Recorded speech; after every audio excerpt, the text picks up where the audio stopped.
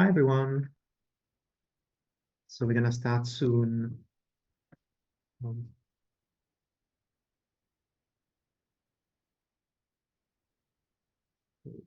hear my voice.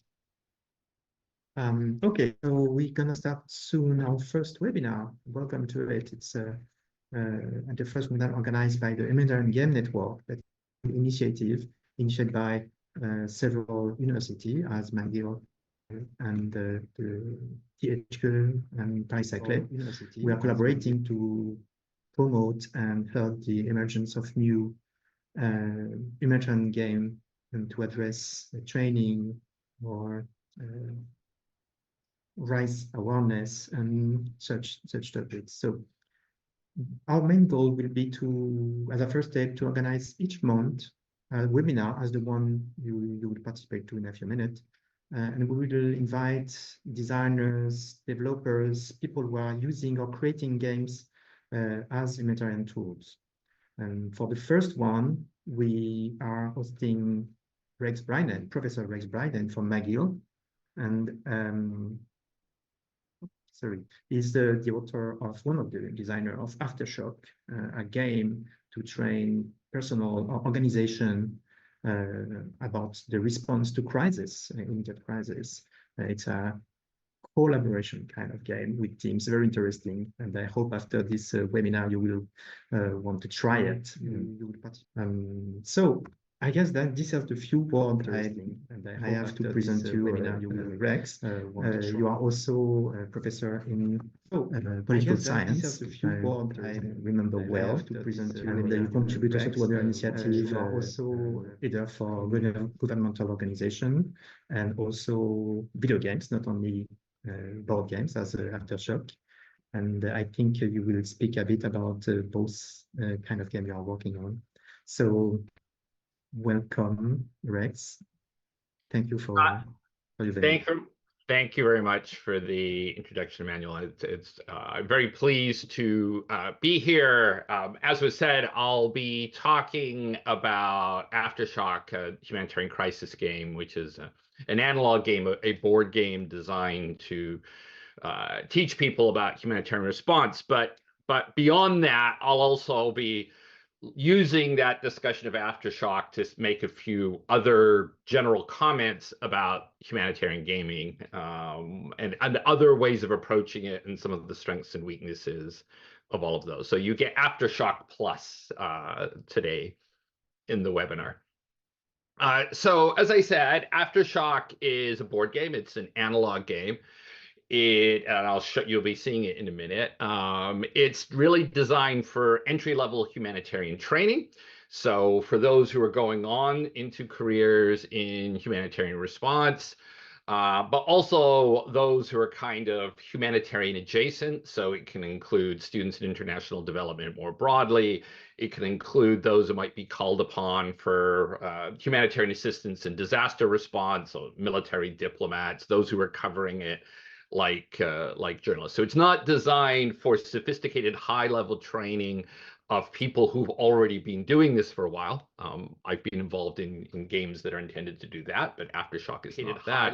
AFTERSHOCK was intended as an introduction to the challenges, particularly the challenges of coordination in humanitarian response. So some of the other games I'll mention towards the end of the presentation. I was part of a design team with the READY initiative, which is essentially Save the Children, the John Hopkins Center for Humanitarian Health, and a number of other NGOs. We designed 2 digital games, browser games, about infectious disease response in humanitarian settings. Those were designed for people who already had significant experience in the humanitarian sector, but we're working to develop further skills with regard to infectious disease preparedness and response. So those are both online digital games. I also I was part of a working group for the WHO's GORN network, its infectious disease response network, to move some of its in-person training onto a digital platform. There's a very similar kind of challenge in many ways. I teach complex peace and humanitarian operations at McGill, so I use games there to teach about those things. And I also work with CNN Academy, which is the educational component of the CNN media network. And we use a week-long simulation to train journalism students. And some of that training is around mass casualty response or disaster response and so forth. So I've done a number of other things. We'll be mainly talking about AFTERSHOCK, but towards the end, I'll say a bit more about those other kinds of humanitarian gaming. So on the left, you see AFTERSHOCK. I'll explain what you're looking at in a moment. But the game consists of a series of board displays. Those board displays represents the various districts of a disaster-affected city. There are cards there that are telling you about conditions in particular districts. The little meeples, the little figures you see are various aid teams doing different things. The little blocks you see are supplies that are being moved. You can see the briefing for the UN player in the foreground. So you'll see more of the game in the minute, but I want to say a little bit more about how it came to be, how we gave birth to AFTERSHOCK, because in some ways it was a kind of accidental birth, accidental pregnancy, I suppose. Originally, there's an annual series of conferences that are held in the US and the UK and Canada, Australia, the Netherlands, called the Connections Conference, which are professional wargaming. So it's largely people in national security sector, although it branches into serious gaming more broadly. And originally, AFTERSHOCK was a design challenge that we ran as a half-day seminar where we pulled people together. We matched them up with people who'd been involved in responding to the Haiti earthquake, and we asked them to design an educational game for the purpose of training people in the basics of humanitarian response. And we divided them into groups, and then we came together and discussed other ideas. So it was a kind of a workshop thing that we did, a game jam, as it were. But at the end of the conference, I was the one who organized it. At the end of the conference, I thought, oh, this is actually some interesting ideas in here. I wonder if you could actually produce this game. So after the conference, I took some of the ideas, a lot of original ideas, and that began to be what became AFTERSHOCK. I was teaching at McGill. I'm still teaching at McGill. So I have, nice thing about teaching at university is you have an unlimited supply of playtesters. You either inflict it on your own students or you ask for student volunteers, of which there are many. So it's an ideal place to playtest games. It's a multi-sided semi-cooperative game. So there's 4 players or teams, as you'll see in a minute. They all want to try to prevent people from dying, but they also have individual goals. So it is possible for everyone to win. It's possible for everyone to lose, and it's possible for some to win and some to lose. And their goals are not exactly identical. They have certain things that for organizational reasons they want to achieve, and sometimes that doesn't mesh well with what others want to do. And that semi-cooperative space is, I think, both the most challenging and the most interesting design space. It is relatively easy to design fully adversarial games, in which one player wins and the other players lose, or to zero-sum games if they're two-player. It's also relatively easy to design fully cooperative games, but that semi-cooperative space where you might all cooperate, or some of you might not, or some of you might be going in different directions, is both an interesting design challenge, but it's also what life is like. Organizations don't work together perfectly. There's friction in humanitarian operations or anything else. So I think it's both an interesting design space and an important design space. The game had to be low complexity. It would be played by people who hadn't played a humanitarian game before, weren't necessarily, in fact, probably weren't gamers. And it had to be playable within 3 hours to fit in a 3-hour instructional slot. So you had to be able to play the game in 3 hours with some time left over as well. We also had a very limited design budget, meaning almost no design budget at all. The prototypes were, designed on my computer and printed out my laser printer and used whatever bits I had lying around the basement and so forth. So that design budget was very, very small. And as I'll talk about later, that is one of the differences with working in the digital space, where your costs for design are orders of magnitude higher than they typically are for developing manual games. There's a lot of issues addressed in the game. Players need to do needs assessment. They need to work out what is needed where. They're therefore needing to do some triage, some prioritization. Excuse me. They only have limited amounts of resources, so where are those resources going to be directed? Who is the biggest risk? Who do they need to save? There are coordination challenges because there's 4 players or 4 teams, and some do some things better than other things. There's logistics planning. You've got to think about your supply chain, making sure that what you need will arrive when you need it. There's importance of institutional incentives and political capital. If you're seen to be doing a good job, that political capital, as it will help you generate additional resources or do other things. Conversely, if you're seen to be doing a terrible job, you will lose because you won't be able to garner continued support. And the use of event cards, and there's 4 event cards drawn per overall game turn, one by each player.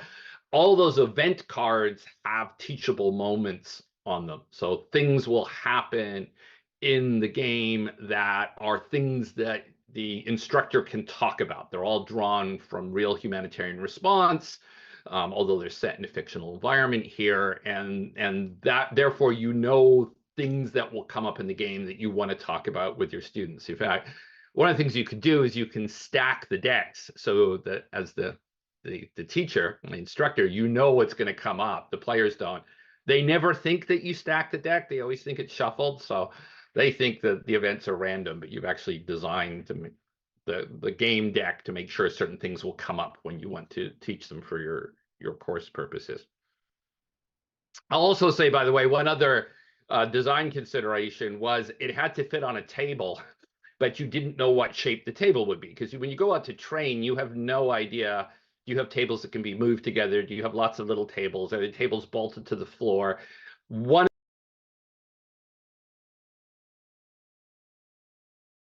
There's 2 reasons we use small displays. The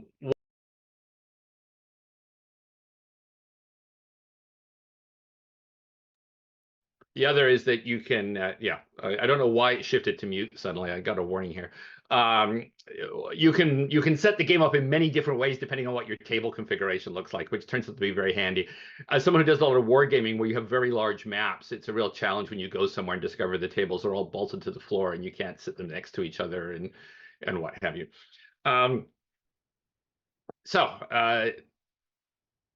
The playtesting process, we playtested it at McGill. I put a kind of print and play version online. At the top, you see the Chilean Armed Forces using it in a regional course for Latin American peacekeepers. That's the kind of pre-production version that they're using there. Got a lot of excellent feedback from them. Took it off to conferences. At the bottom left, you see it being playtested with people at a conference. That's actually the Connections UK Wargaming Conference. The person on the farthest left and farthest right are actually professional wargamers. And on the right, we playtested it and used it for humanitarian training courses. That's a case of us using it in conjunction with what's now Humanitarian University.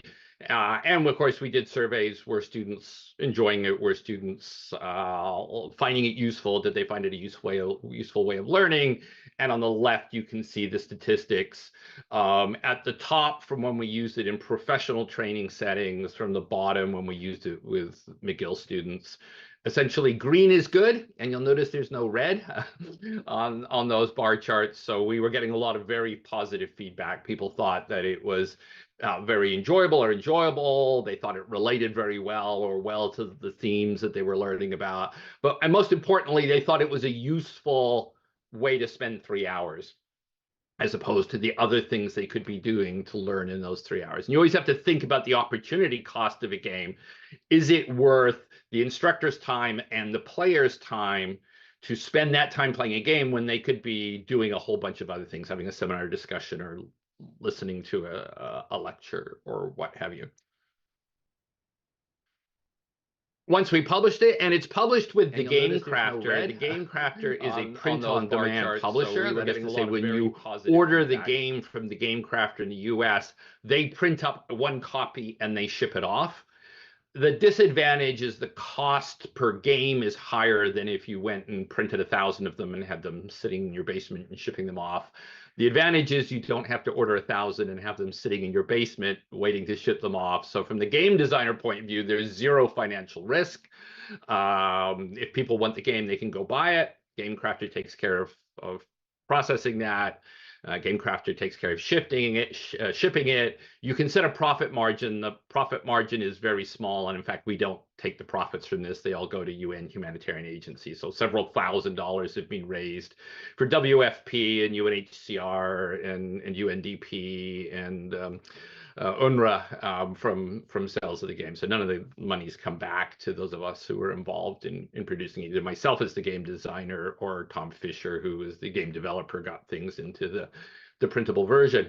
So the game went public, and I'm pleased to say that hundreds of copies have been sold and are being used. So here you can see a random collection of tweets from the US Marines at the top left, from the Royal Fleet Auxiliary, the British Royal Navy at the bottom left, using it before they deploy off to the Caribbean for hurricane season. You can be seeing it being used by NGOs in the center, British Royal Marine Commandos, the US Army. The graph from the bottom right is it was used with German medical students to train them on humanitarian response as part of their mainstream medical programs, and that was the feedback. So I'm very happy to see that the game is actually being used in its intended way. It's being used by universities as well. There's also a digitized version, and here it's not a full digital game. It's not automated. The game won't do its game things. Rather, you can play the game in a digital environment where you're moving the pieces with your mouse as opposed to with your hand. There's one version on Tabletop Simulator. There's another version on Vassal, which is an engine that many hobby wargamers use. So neither of those is automated, but it allows you to play remotely. Both got developed during the COVID pandemic when places that were using it for teaching needed digital versions so that they could continue to teach with it online. I much prefer playing it in person.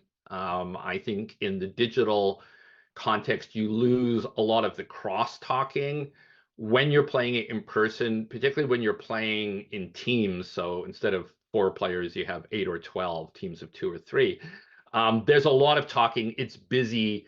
It feels like a crisis. There's a lot of side discussions going on. And I think that social environment is much more like the real thing than playing it digitally. But it does work digitally. And as you can see, there's a digital version of the game there taken from Tabletop Simulator, the screenshot.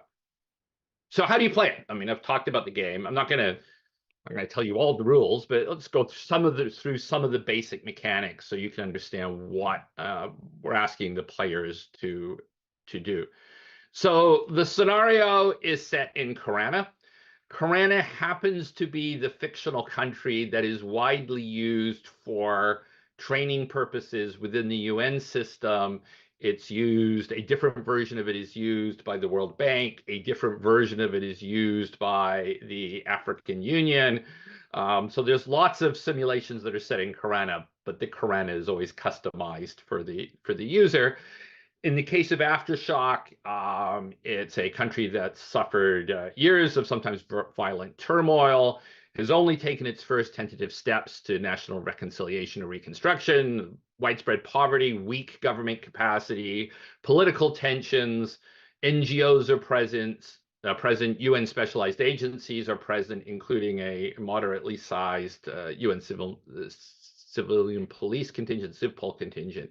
And it's in that context the game starts with an earthquake affecting the country, most notably the capital city of Galassi, widespread destruction, and the government has asked for aid from the UN, from the NGO community, and from third country military forces. And you'll remember that in the very beginning, AFTERSHOCK was inspired by the response to the Haiti earthquake. And so the scenario is very Haiti-like. It fits with other earthquakes, it fits with other disasters, but there's a lot of Haiti that is fictionalized here. There's two reasons to go for a fictional setting. One is so that your players aren't constantly complaining about, well, it was slightly different in Haiti. You don't want them distracted from the game experience by constantly fact-checking your depiction of a real case.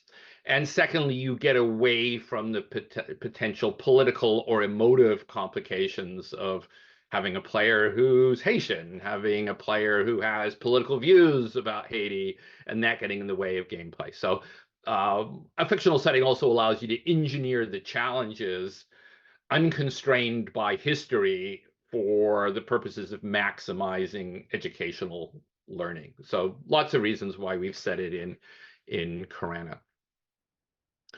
What are players doing? There's essentially three main game dynamics going on. They have a limited number of teams, and all those little avatars or meeples that you see standing up represent teams. The blue ones are UN teams. The purple one there is a Government of Karana team. So you have limited human resources, and you have to allocate what your teams are doing. So that part of it, if you're a game designer, you'll recognize that that's kind of a worker placement mechanism. I've only got so many workers, I've only got so many teams, what are they going to be doing? The second major part of the game is distributing appropriate assistance. You'll see that on those various displays, there are little color-coded blocks. Those blocks represent various kinds of relief supplies, and you're trying to get them to the right place. You'll see there's a card there that says emergency, and it's got the number 6 on it. It says how many people are at risk, and it essentially tells you what that district needs right now. So there's a bit of a puzzle solving kind of recipe thing. You've got to get the supplies from your warehouse to the district where they're needed in time. And then the third part of the game is a logistics planning game where you're having to bring in new supplies, but you're having to do it a turn in advance through congested logistics bottlenecks. And if you don't plan well in advance, you find out you don't have enough of something or you have too much of something. And you're having to do that in coordination with other players. So there's a kind of multi-turn planning mechanism that is going on as you deal with the logistics bottlenecks and complications of the country. So there's really three kinds of games going on simultaneously. Here we can see the way that the assigning teams works. There's two kinds of displays. The one on the right is a district display. There are 5 districts of the capital. They're slightly different. Those boxes represent the various things the teams can be doing in those districts. On the left is the clusters that you could be attending, and this is a game where you have to attend meetings.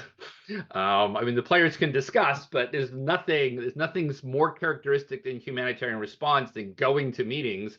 And in this game, you actually have to send people off to meetings, and you have to make that trade-off. Yes, it's important to coordinate. It's also important to do stuff. I shouldn't be doing stuff without coordinating, but I shouldn't be spending all my time in meetings not actually doing stuff. So we've kind of simplified the UN cluster system there into a smaller number of clusters. And you can send teams off to meetings. You get benefits from being in meetings, and you also get benefits if other people are in meetings too, because you're allowed to share resources and coordinate in particular ways. So in their turn, the players are sending their teams off to the various things. Here we've got the government and the third country military, the Haiti task force, are off in a health cluster meeting.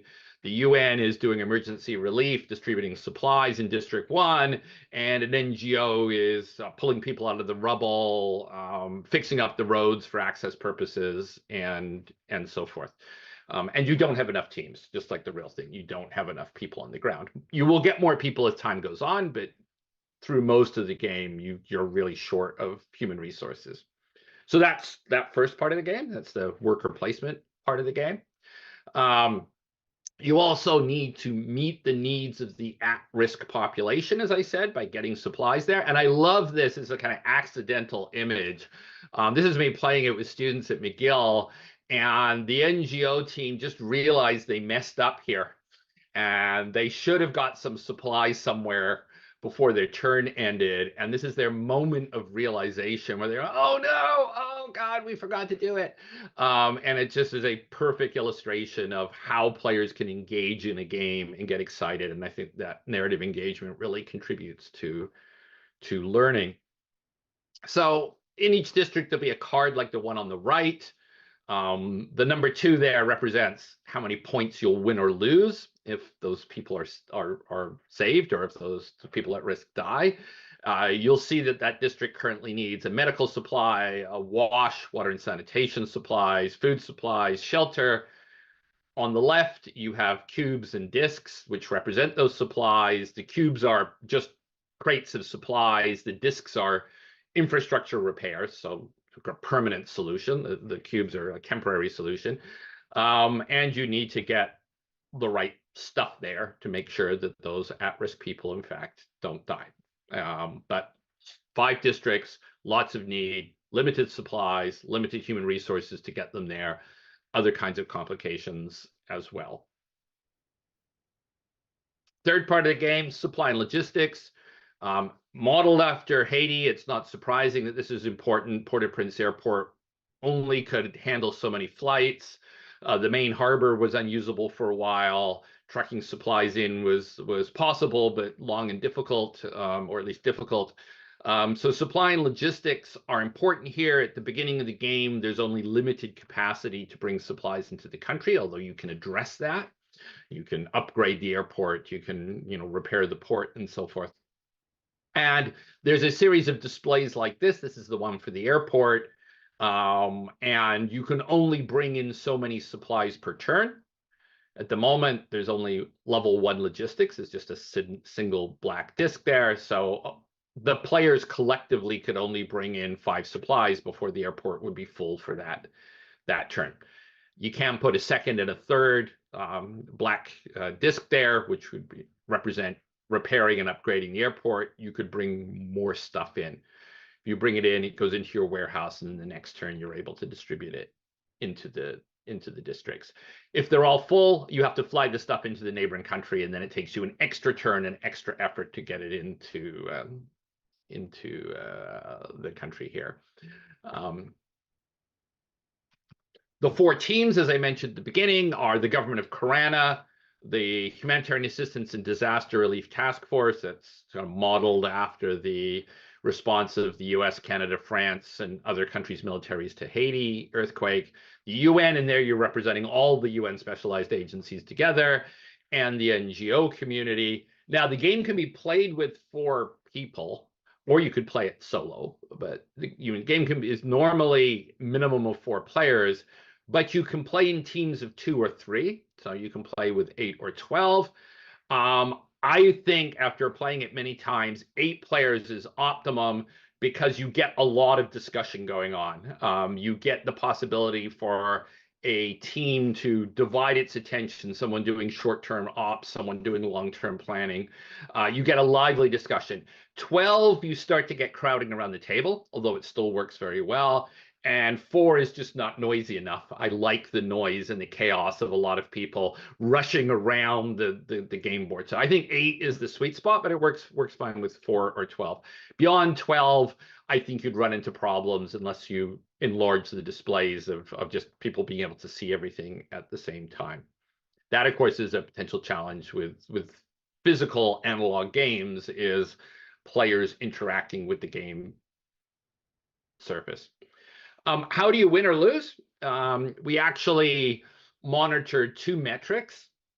Relief points is basically, did you save people or did people die because you didn't save them and you could have?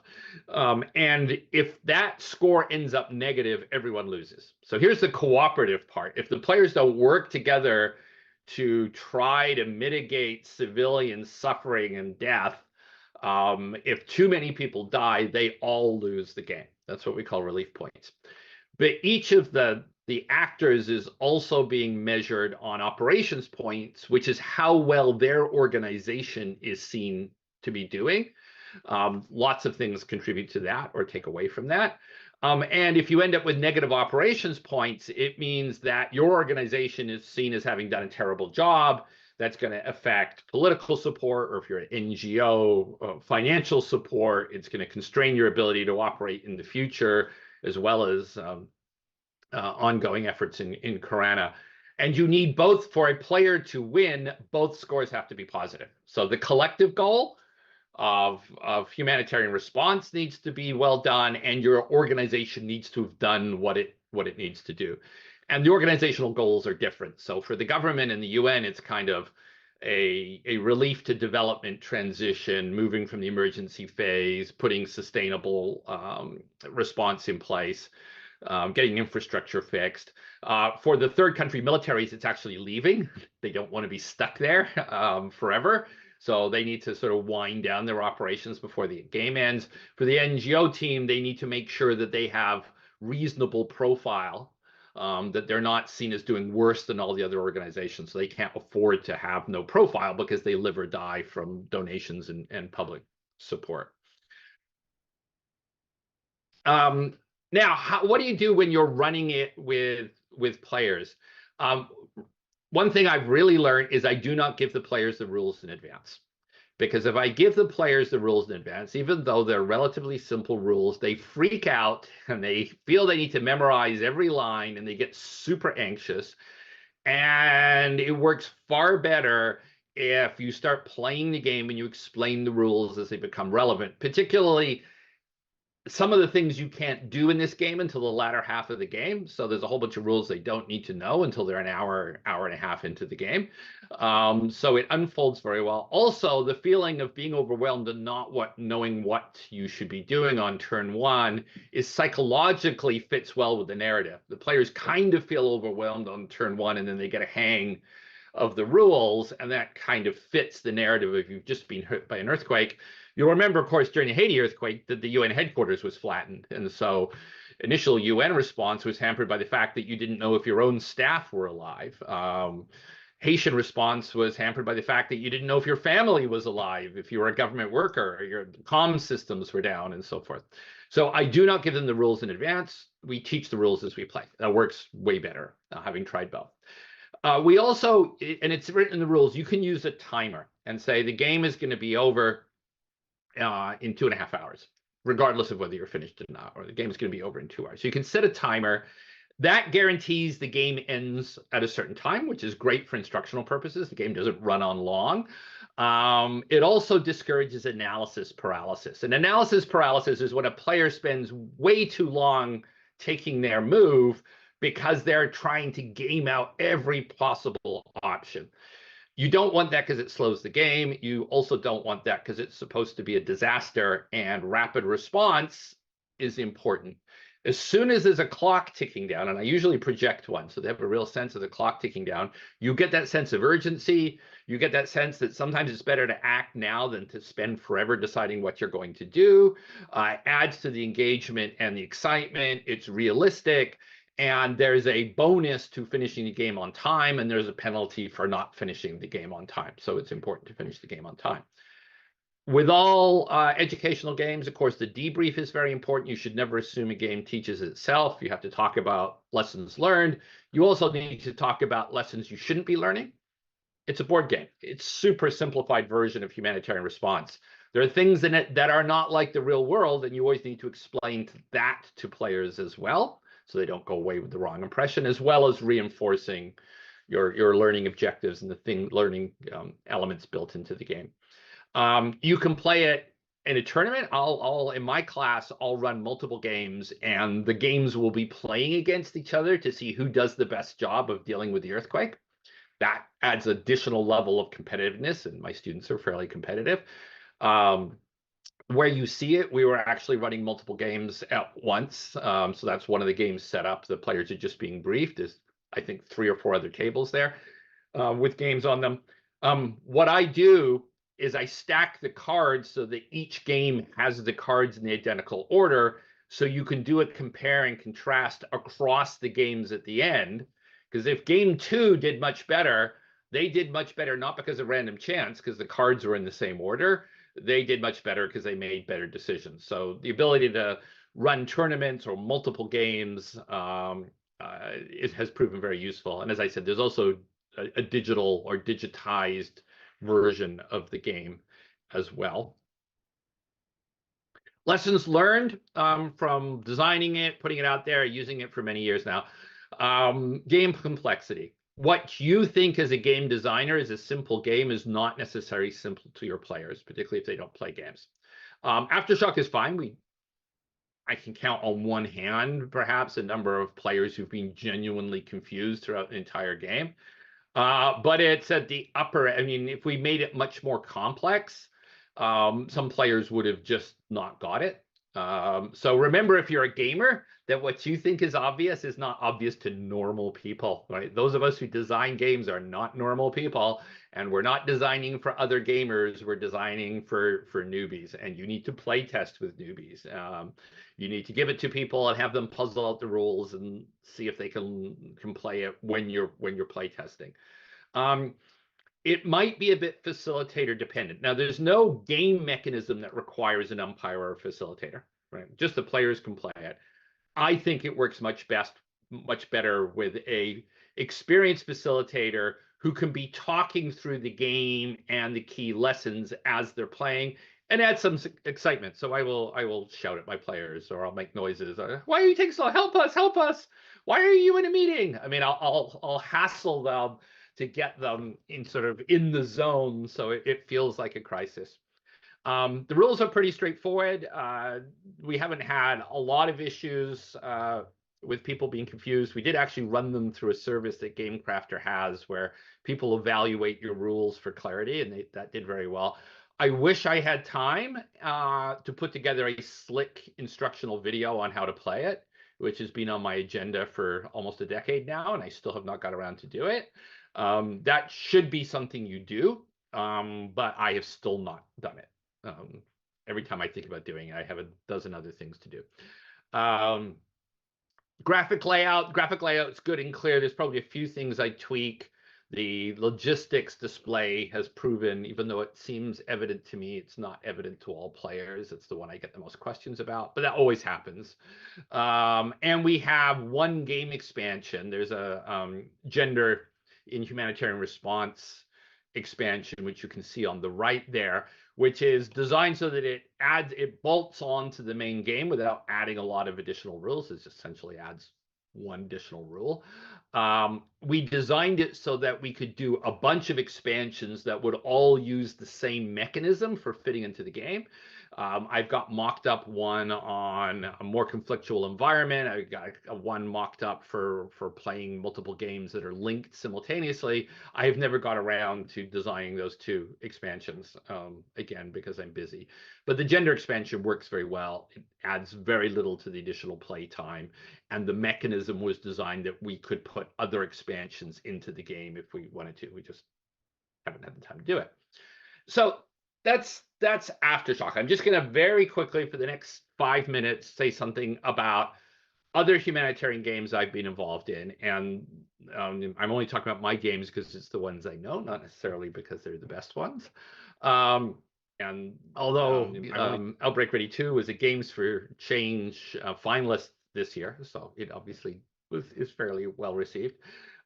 So Outbreak Ready 2, which were both part of the Ready initiative, and the WHO Gorn training game at the bottom left are all similar in the sense that they are browser games designed for humanitarian professionals.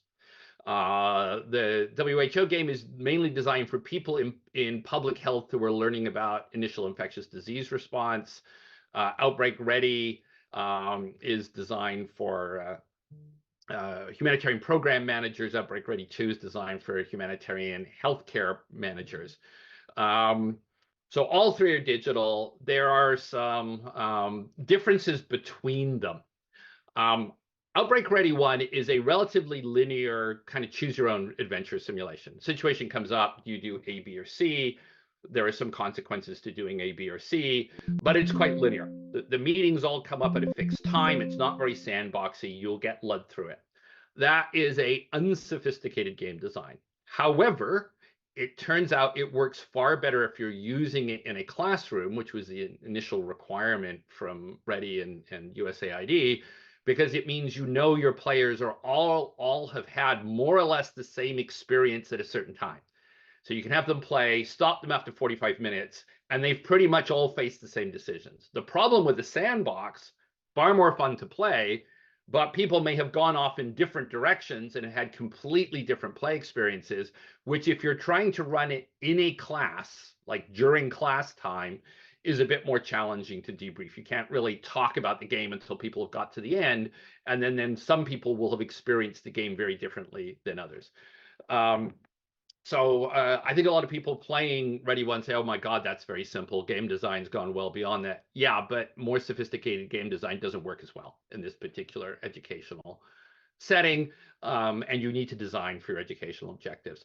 Another thing we've done is it's low bandwidth, doesn't require constant internet connection. It uploads the entire game into your browser cache at the beginning. So if your internet goes down, you're okay. There's a brief power interruption. Very simple graphics, very simple sound, low bandwidth. That's because you got to be able to play it in South Sudan or Afghanistan. And we put a lot of effort into that. It works under I'll tell you, no game developer wants to do backward compatibility on browsers, but you're working in an environment where you have no idea what OS and what browser people are using for the game. So that was a issue between us and the developers. They wanted to assume really modern browsers with lots of capacity. We're saying, no, we just don't know that our players are going to have that. Same thing with Ready 2. We maintain that low bandwidth. Everything uploads into the cache. You can even load it onto a USB and play it off a USB if you don't have an internet connection. It is, however, much more of a sandboxy game. You can go multiple paths. You don't have to do everything. You can answer the questions at any time, or the decisions you have to make at any time. It's much more fun to play in my experience, but you have to debrief it in different ways.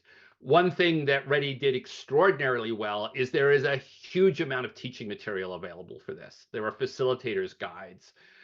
There are self-study guides and what have you. So they put a huge effort into the supporting materials. They didn't just throw the game out there and assume people would use it. So that if you go to the Ready website, you'll see a ton of material on these simulations.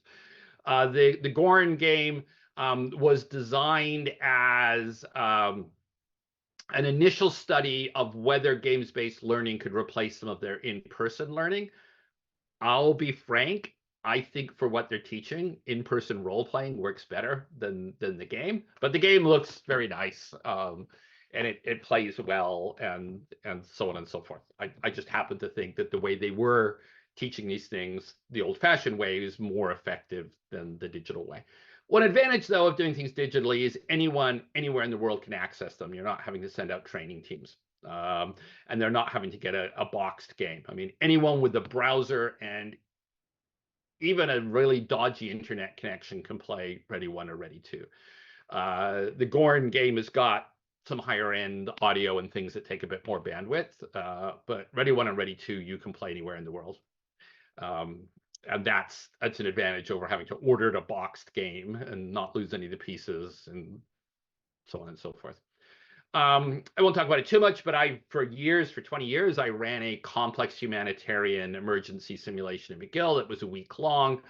That was what you might call a mega game. It had a role-playing kind of LARPy component to it. It had a kind of model UN negotiation component to it. It had a free Kriegspiel military war game component to it. It had a rules-based, it's a rigid Kriegspiel humanitarian assistance model that you had to work out where you allocated resources, and there's a spreadsheet at the bottom that's adjudicating effects of that on the local population. That was a lot of different game mechanisms running simultaneously in real time, 12 hours a day for 7 days. It's a huge amount of work, but that was another way of addressing humanitarian stuff. And for instructional purposes at McGill, it worked very well.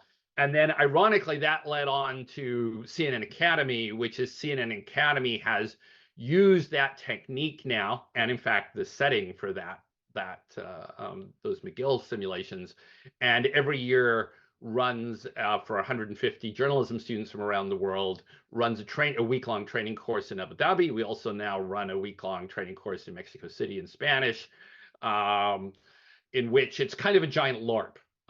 It's not necessarily about humanitarian things, but the first one it was a mass casualty environmental disaster.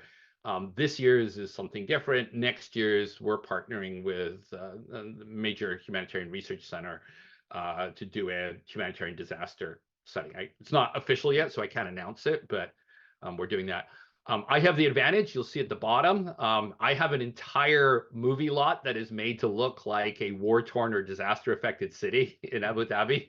So if you look at the images at the bottom, I have like about 9 city blocks of what looks like a disaster-affected city that I get access to in conjunction with our partners at 2454 in Abu Dhabi, which is not something you usually have your own city to role play in, but we do, and it works really well. And that's, again, this super immersive live action role play technique for teaching about journalism, but sometimes journalism in humanitarian settings. I'm not going to talk about it now, but you can also use games for policy development and contingency planning in the humanitarian sector. I've done that as well. Everything from budgets to forced displacement to the COVID response. But we're focused on educational games today. So that brings us more or less on schedule to 2 minutes over into our Q&A period. So hopefully that made sense. And I'm happy to take any questions there are. Thank you, Rex. That was fantastic. So I think it's an interesting first glimpse into the potential of emergent gaming that you offer us today. So first, maybe we can see if there's some reaction or question on the YouTube channel. Not yet. So then feel free to write it down directly in the channel if you want to ask a question to Rex right now. Yeah, you explore many ways to use humanitarian gaming and different purpose of it. Do you see an area where it is maybe more difficult or where we miss the use of game? And is there something that is simply not possible, or maybe ask from some work to be there? Well, I mean, a game is always a gross simplification of the reality. And you have to do that. There's nothing wrong with that. What you put into your game model can be designed around your educational objectives, as it should be. So you put in the game model what you want the students to learn about. There is a possibility for negative learning, though, that people think the game is the real thing. And I think that a mistake is not embedding the game in the curriculum. I think too many people just want a game. And that's it. It'd be fun. We'll have a game. Everyone will automatically learn. No, the game is part of a broader educational process. And you need to be thinking about it in an overarching way and not just imagine that you put the game out there. So in the READY initiative, people use the game in all kinds of different ways, but READY was using it for training, and therefore it was embedded in a sophisticated training program that had many other elements. There's a ton of other resources on the READY website. The simulation is a tiny proportion of the best practices guidance that they were putting out on infectious disease preparedness and response. So they did it particularly well. But I've also worked with clients where they said, could you just run a game of AFTERSHOCK? And I said, yep, okay, then what are you going to do afterwards? How are you going to debrief it? How are you going to discuss it? How does it fit in? And they said, oh, no, we just want a game. It'll look cool. We want a game. And I'm saying, well, okay, I can do that for you, but really the game needs to be integrated. So I think that's not a limitation that it's impossible to do a game. That's more a self-limitation that I sometimes think people don't give enough thought to how they're using a game and how a game fits into what they do. I think you can do enormously complex and sophisticated stuff with games.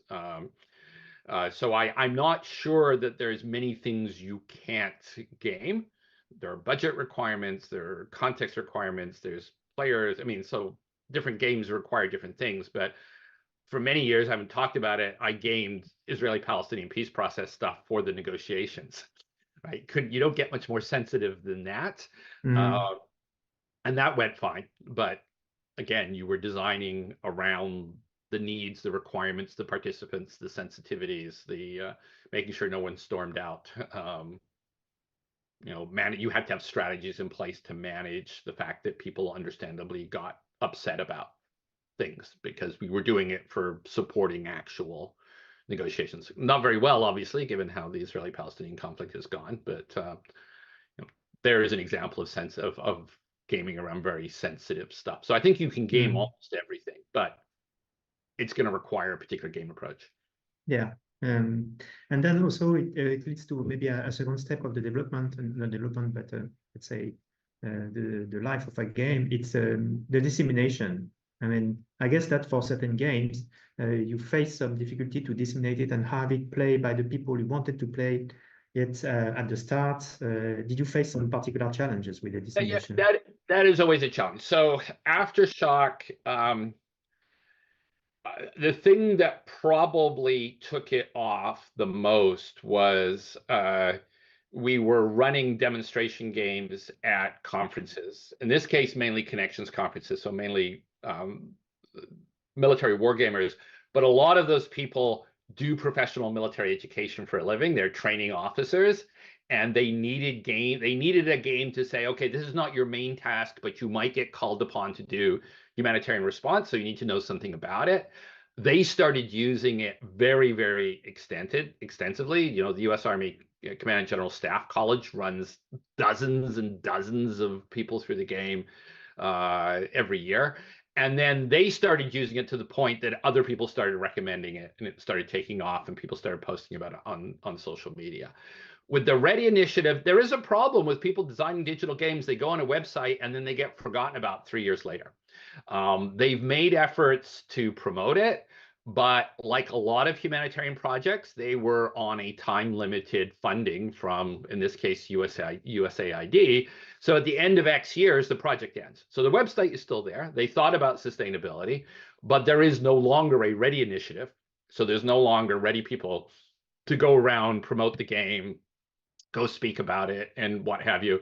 Now, has it hurt that game has got accolades in the serious gaming industry, Ready 2 in particular? So that has kind of added profile to it.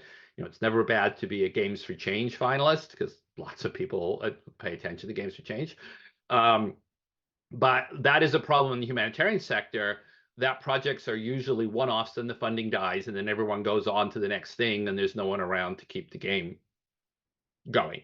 And in some cases, technology change can mean you design a digital game and then there's a OS upgrade and it doesn't work anymore, which is why Ready 1 and Ready 2 were kind of made to work under lots of different OS and browser possibilities, much to the dismay of our developers who don't like to have to do that testing. But that is a problem. There's lots of digital games that are great until suddenly they won't work anymore, or the website goes down, or no one's around to promote them. So the dissemination angle is a problem. And I think there's a lot of overselling of games too. I mean, there are people who design games who try to sell games that don't really fit a particular purpose. They might work well for A, but they don't work so well for B. And that can be a problem in that it then turns off potential clients who've seen a bad game or a game that's really meant for another purpose that someone's trying to sell them or promote. So I don't always think we should be using a game. I think that those of us who produce humanitarian games need to be really critical about, do you need a game? Could you just have a scenario discussion? Is there another way around it? And if we're going to promote a game, it really ought to be the best way of solving the training or educational or policy development problem. Yeah, and I think it's true that it could deserve the user game there, or let's say the idea of how a game could be used by people who should use it if they face non-availability, and something that in our living state of art in progress, something that we really see, the fact that many of these games made are not available anymore for exactly the reason you say, and see. it's really and often. I will quickly add one of the other advantages of producing a manual game with GameCrafter is it's going to sit there for years. No one has to worry about it going out of stock. If you want to buy a game or 100 games or 1,000 games, you just go to the website, you click it. It takes them about a week to print it. It's beautifully printed. I mean, it looks like a mass-produced game. It's a really nice game. And then they'll ship it off. And yeah, it's probably about 25% higher or 30% higher. But for an institution, that difference is meaningless, right? If it was a hobby game, there'd be more price sensitivity. But if you're paying $75 instead of $50, that's kind of meaningless for an institution, that difference. I think we have a question from the channel.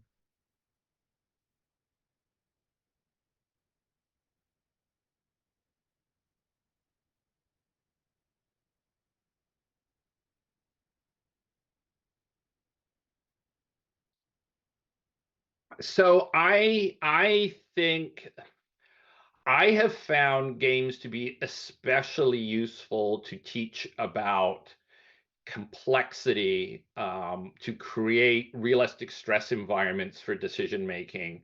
The reason I spent 20 years teaching the Brynenia game in my peace building course at McGill was that best practices guides always made it look too easy to repatriate refugees or disarm combatants or negotiate peace treaties. You have these big lists from the UN of how you're supposed to do it. And students read that and say, okay, well, now I know how to do it. In real life, it's way more complicated, way more politicized, way more fraught. There's lots of friction. There's lots of coordination problems. And students learn that far better from doing it and getting into those problems than they do reading about it. That having been said, I will say I do not think the research in educational games shows that they are dramatically always superior to traditional teaching methods. Sometimes they are, sometimes they aren't, depends on the game, depends on the facilitation of the game, it depends on what you're trying to teach, it depends on the integration of the game into broader curriculum. So, games are great. I think they're particularly good for showing complexity. Same thing with CNN Academy. We can make it very, very realistic and force students to do things that they wouldn't think about just from doing readings about journalism. One of the things in the Ready games is you will be overwhelmed with information. You'll have emails constantly, your phone will be ringing, you'll be getting text messages, you'll get dragged off into meetings. It's much more stressful than reading a chapter on infectious disease response. And that's one of the most frequent comments we got back was, oh my God, my phone wouldn't stop reading. I didn't have time to read all the emails. Well, okay, welcome to actual deployment. There's a ton of information. It's not perfect information. Your phone won't stop ringing. Some of it is just your group chat and it's not very important. Some of it's really important. My favorite part of the Ready games is there is a coffee machine or a tea maker, depending on which game. And you can go to the coffee machine and all you will hear is office gossip when you're there. But some of it's really useful. It's your best way of finding out what your locally engaged staff are thinking. And they will get annoyed if you never talk to them. And it's deliberately designed so you can overlook it. You can get super busy. You can be the expat sitting in your office who's not listening to their local staff, who's in their little bubble, because you never go and spend 15 seconds to grab a coffee at the coffee machine just outside your office. And it's my favorite part of the game. Because in the debrief, you could say, okay, your staff seem to think you're aloof. How often did you go grab a coffee during the game? Oh, I didn't touch that button. I was too busy reading emails. Well, no wonder your staff don't like you. You never talked to them. You never interacted with them. They're in the middle of this disaster too. And the game developer said, why are you putting it off in the corner? Players will overlook the button. I said, yes, that's the idea. If they're not making the effort to monitor their staff's well-being, to get feedback from them, we want to make it easy to overlook. That's very hard to teach. How would you teach that in a lecture? I could say go have coffee with your staff, but it'll seem kind of trite. You're never going to read that in a textbook. But anyone who's worked in the field will know that there are outside staff who have amazing working relationships with their local staff, and they have outside staff who are kind of white knights who think they know everything and aren't listening to their local staff and are just making things worse. And we managed to build that into the game. And I think that's much better taught in the game than it's taught in class. But I don't think that traditional methods can't work. It depends what you're teaching. Like lectures are very good at getting a lot of information across quickly. Seminar discussions are great for back and forth and pros and con discussions and so forth. So I think different techniques all have their different strengths and weaknesses. Okay, thank you, Rex. I think this is the end of this webinar. What a kickoff. Thank you, Rex, again, for all your sharings and your energy. Everyone, I think that in 1 month, we will have a second webinar still on humanitarian game, and from certainly people that are in our network, we try to motivate them to share with us what they did and what they are doing, because we'll investigate people who did things in the past, like for some of the experience that we just talked with Rex, like games that were made and funded for a limited time. There are a lot of things to share from their experience and how they manage the impact of that game, and even if the initiative is not still available, or if it's not valid anymore. And we'll also have designers who are currently doing games and disseminate them, designing them. So yeah, I think the program we are preparing for you in the next months is very interesting. I hope you will be there again, and I'm sure that Rex, you may attend some of these videos. Okay.